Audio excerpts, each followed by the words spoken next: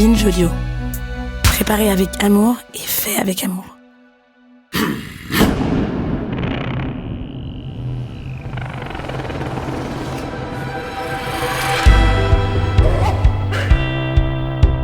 Chers auditeurs, dans le grand entretien intitulé Passion d'homme, Maëlys Castet, l'autrice du formidable Merci Madame, nous racontait les dessous de sa pratique de dominatrice professionnelle.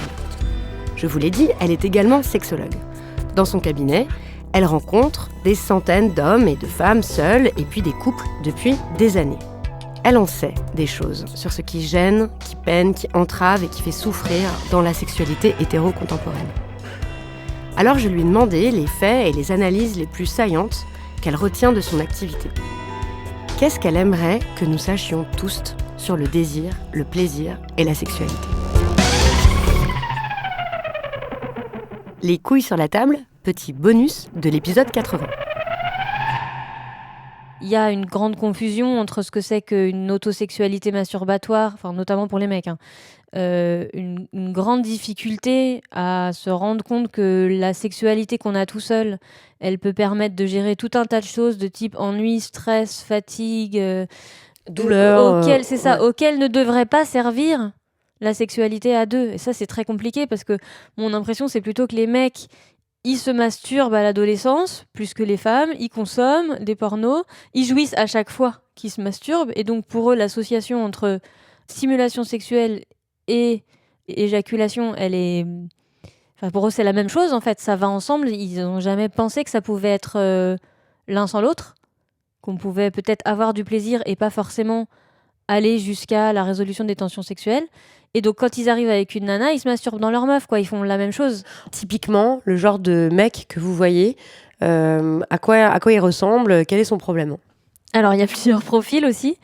Il y a plein de gentils chouchous c'est pas la majorité, mais si on doit faire des catégories, il y a pas mal de mecs qui sont plutôt entre 20 et 40 ans, qui sont décontenancés parce qu'en fait, il leur faut inventer une masculinité et c'est compliqué qu'ils soient pas la masculinité toxique, mais qu'ils soient quand même être un sujet qui s'assume. Ils se retrouvent un peu démunis parce qu'ils se retrouvent avec une compagne en face qui, en gros, leur dit « sors tes couilles ». Enfin, je caricature beaucoup, mais qui sont démunis aussi parce qu'elles aimeraient qu'ils prennent leur place. Ça veut pas dire soit un...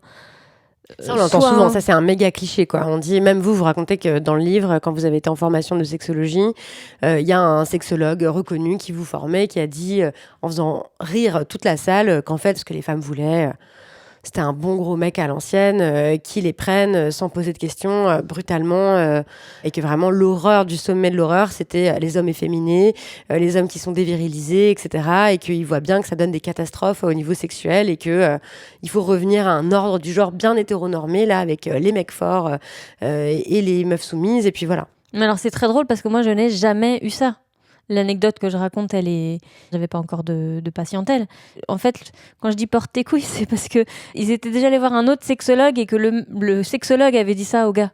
C'est pour ça que j'ai la phrase en tête, ce qui était un peu choquant, justement, qui était dans la même veine que ce sexologue connu qui disait qu'il y avait des hordes de femmes qui venaient se plaindre que leur mec était trop précautionneux et disait « j'ai fait la vaisselle, est-ce que t'es d'accord maintenant pour... » Moi, j'ai pas ça, mais j'ai des mecs qui ont du mal à s'affirmer, on va dire, mais au sens à dire... à être solide. C'est plus que... Et donc ça n'a rien à voir avec ça a rien à voir avec la masculinité, quand même. Non, ça a à voir avec le fait de devenir adulte. Mais sauf que comme ce qui devient repoussoir pour un certain nombre d'hommes de 30 ans maintenant, c'est être viril, enfin un type de virilité qu'on connaît, du coup, qu'est-ce qu'il leur reste ? Il leur reste de l'effacement, de la réserve, de la précaution, de la prudence, de laisser la place à l'autre pour dire « vas-y, c'est toi qui décides ». Et c'est ça, et du coup, elles sont là, non mais attends, j'ai pas envie, moi, de porter pour deux. Soit force de proposition, en fait, c'est ça qu'elle demande, elle. C'est pas baise-moi fort, c'est pas brutalise-moi. C'est bien ça. Bien sûr. Ok, donc il y a ça. Ok. Il y a pas mal de jeunes hommes qui ont moins de 30 ans et qui ont des problématiques de dysfonction érectile ou d'éjaculation rapide, qui sont en fait un peu le même profil de mecs stressés qui veulent bien faire. Et c'est pareil pour les femmes non désirantes qui ont plus ou moins la pression en face, auxquelles les mecs mettent. Ça, vous voyez aussi beaucoup. Ça, c'est autre chose, voilà. Des femmes qui arrivent au cabinet où la plainte du gars, c'est ma femme n'a pas de désir. Alors, c'est pas toujours la plainte du gars. c'est beaucoup la plainte de la femme. Elles se sentent coupables. Coupables ou tristes, hein. Enfin, ou déçues. Ou... Il y en a qui ont aimé ça et qui, pour X raisons, ont plus envie. Mais enfin, c'est souvent parce qu'elles se sont quand même... Elles ont vu que ça déclinait. Au lieu de pouvoir se dire que c'est parce que le couple évolue, que parce qu'entre-temps, elles ont eu 2 enfants, qu'entre-temps, elles ont changé de travail, et que peut-être la sexualité, c'est pas la même et qu'il faut peut-être pas trop s'en demander. Elles espèrent que ça va être... Enfin, elles se disent qu'il faudrait que ce soit comme avant. Donc, elles se foutent la pression. Donc, elles se sont forcées. Et donc, elles ont plus envie. Et c'est pas toujours le mec qui s'en plaint. Voire, c'est parfois... Enfin, c'est souvent quand même la nana qui est sa propre ennemie. C'est ça qui est triste. Toutes, je leur parle de A et Z. Je dis, en fait, elles ont souvent l'impression qu'il faut arriver jusqu'à Z. Et que si, et pour X raison, elles ont pas envie d'arriver jusqu'à Z, elles osent même plus faire A. Et donc, elles se coupent de l'intimité, elles se coupent de la proximité. Enfin, elles coupent les deux de la proximité, etc. Et le gros apprentissage, c'est... Est-ce qu'on peut pas juste kiffer L, M, O, D dans le désordre et trouver ça cool si on s'en tient là, et le lendemain on veut pas la même lettre et on veut autre chose, et puis un jour on veut bien aller jusqu'à Z et tout dérouler, et donc c'est ça, c'est le dialogue entre les deux désirs. C'est principalement ça que je vois, des gens qui ont du mal à se dire que la masturbation et la sexualité, ça devrait avoir des fonctions complètement différentes, et que la sexualité à deux, ça doit être un moment de partage, peu importe ce qu'on met dedans. Il y en a un certain nombre dans mes patientes qui ont vécu au moins un moment avec au moins un partenaire, une espèce de, comme ça, de coercition, et qui ont intériorisé un truc que par ailleurs on nous vend aussi à d'autres endroits dans la société, hein, que si elles ne vont pas jusqu'à Z, c'est un problème. Bah, c'est le fameux mythe, par exemple, des couilles bleues. C'est ça. C'est ça. Enfin, mais après, il y a des types en qui j'ai toute confiance qui m'ont vraiment assuré que ça leur faisait vraiment mal. Oui, mais moi aussi, ça m'a déjà fait mal que le clitoris y soit engorgé et que je jouisse pas. Et alors ? Enfin oui, ça peut faire mal. Moi aussi, ça m'a déjà fait mal. Je veux pas me mettre à taper sur l'autre ou à lui en vouloir parce qu'il a plus envie, quoi.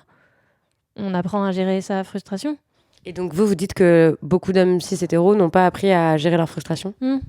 Et que beaucoup de femmes, en tout cas, du coup, n'ont pas pu penser le fait qu'ils devraient être capables de le faire et que ça ne devrait pas être un enjeu. Qu'elles devraient pouvoir s'asseoir tranquillement dans une sexualité où il n'y a pas cette épée de Damoclès de si on n'est pas allé jusqu'à l'éjac, mon week-end va être un enfer. Donc il faut articuler le fait qu'une sexualité ou toute relation sexuelle n'implique pas forcément l'éjaculation ni l'orgasme. Et que c'est ni pas... la pénétration, ni quoi que ce soit en fait. Mais est-ce qu'on peut avoir une relation sexuelle en se regardant assis en tailleur dans les yeux à distance ? Qu'est-ce que c'est une relation sexuelle ? Le BDSM est un bon espace pour s'interroger qu'est-ce que c'est le sexe et qu'est-ce que c'est les limites du sexe. Ok, oui, que ça. En fait, y a des gens, ça circule dans plein d'endroits, quoi. Ça peut circuler au-delà de juste toucher un autre corps, par exemple. Qu'est-ce que c'est une fois, en fait ? Parce que quand on est dans un bar et qu'on commence à flirter, c'est du sexuel, mais c'est peut-être pas une relation sexuelle. Mais en fait, peut-être, il y a des gens auxquels ça suffit, ou en tout cas, peut-être que ce jour-là, ça suffit, et qu'on pourrait dire qu'on a eu une relation sexuelle, finalement. Et que le lendemain, on se verra dans un lit et pas au bar, et on aura un autre type de relation sexuelle. En tout cas, c'est du sexuel ou de l'érotisme.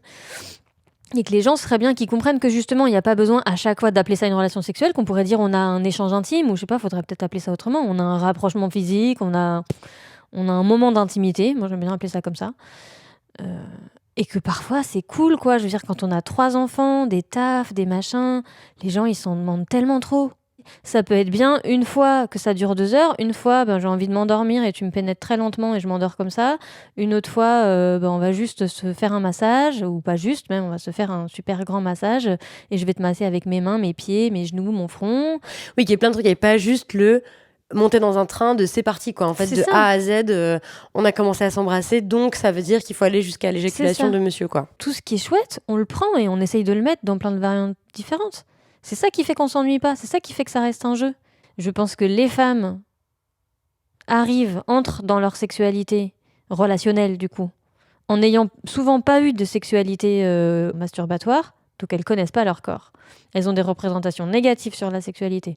Elles ont souvent eu soit elles, soit des proches, soit je sais pas quoi, des agressions sexuelles dans l'enfance. Donc elles arrivent avec pas envie de le faire, ou des représentations complètement confuses parce que ce qu'elles veulent, c'est de l'affection.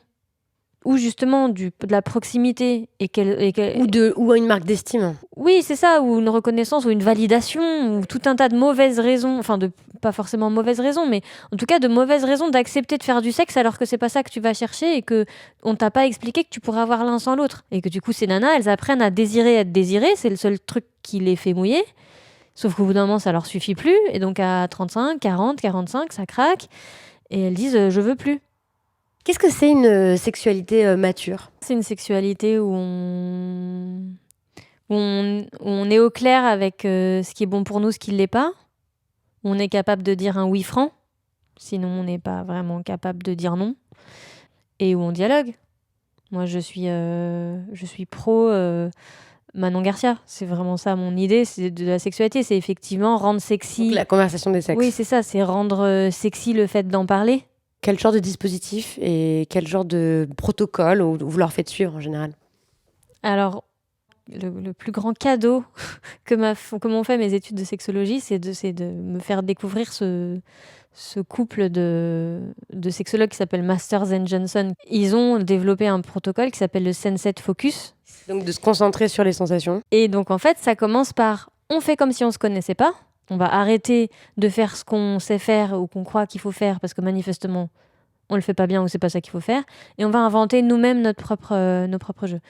Et donc, ça veut dire pendant quelques semaines, on interdit. Donc, c'est moi qui interdis la pénétration, notamment, et l'orgasme, et même les contacts génitaux. Ce qui fait que là où lui, peut-être qu'il mettait de la pression à l'autre en lui faisant des reproches qu'elle ne faisait pas ceci, cela, comme c'est moi qui interdis, il peut plus porter cette animosité ou cette pression.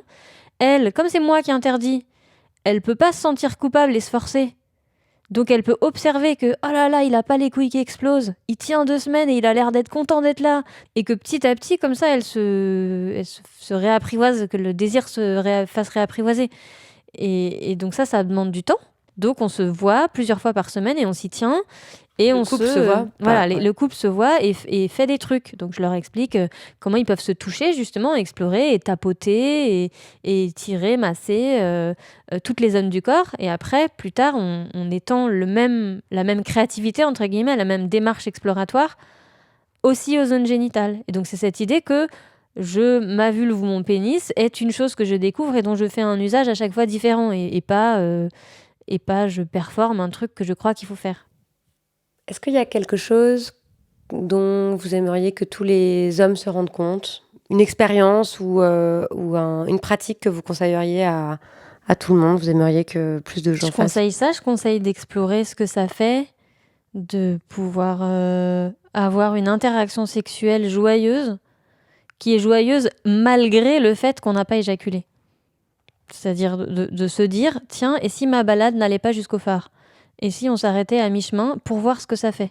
Ce que sont obligés d'expérimenter les patients et les patientes quand c'est interdit, justement. C'est-à-dire ce qu'expérimentent la plupart du temps les femmes. Hein. Oui, bien sûr. C'est ça. Qui expérimentent beaucoup d'excitation sans jamais avoir d'orgasme. Que ce soit une aspiration, que ce soit chouette s'il y en a, mais que ça ne devienne pas une injonction.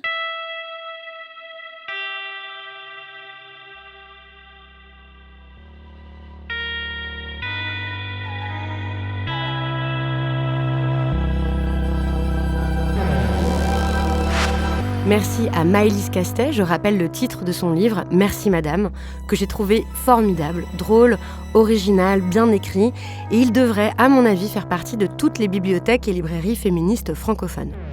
Il est aussi évident que personne ne devrait être obligé d'avoir une sexualité, ça on est d'accord toutes les deux, donc finissons-en avec cette injonction à désirer à tout prix, pour reprendre le titre d'un autre excellent essai, signé Talma Desta, disponible en librairie, un livre qui a libéré beaucoup de ses lectrices. Si ce petit bonus vous semble utile, eh bien faites-le circuler.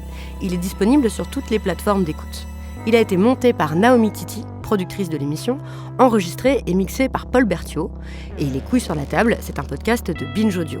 Merci beaucoup pour votre fidélité, pour votre écoute, et je vous dis à bientôt.